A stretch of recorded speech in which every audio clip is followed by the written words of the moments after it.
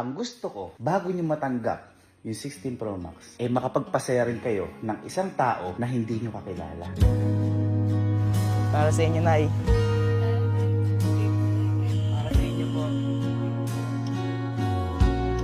iPhone 16! So, ngayong araw po mukhang may dadaanan na naman pagsubok yung mga kapatid ko.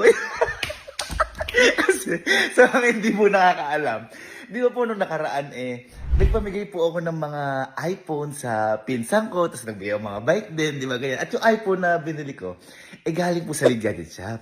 Ngayon, ngayon lang po pala halos na panood ng mga may-ari na Lead Gadget Shop yung ginawa ko. Hindi pa rin kasi ako makapaniwala Sa sobrang tuwa nila, nagulat ako, piniem ako ni Boss Walid.